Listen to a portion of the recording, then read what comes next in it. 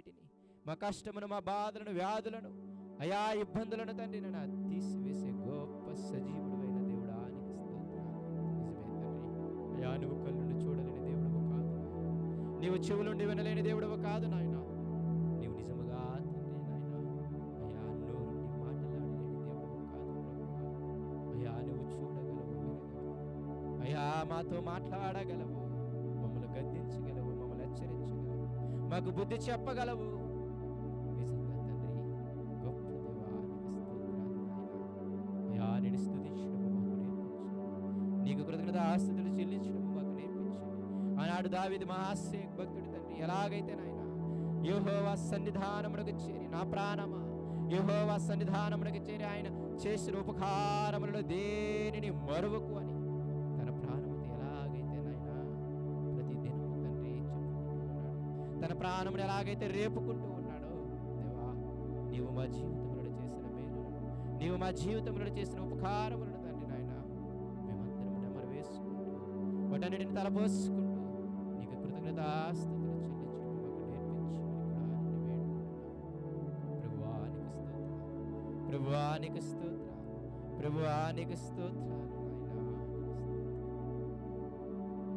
ఇదిగో దేవా నా జీవితం ఆపాదమస్తకం నీకంకితం. ఇదిగో దేవా నా జీవితం ఆపాదమస్తకం నీకంకితం. శరణం నీ చరణం, శరణం నీ చరణం, శరణం నీ చరణం,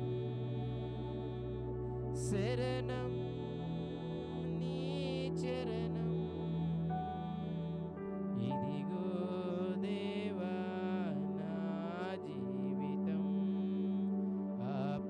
ఆపాదమస్తకం నీకంకితం.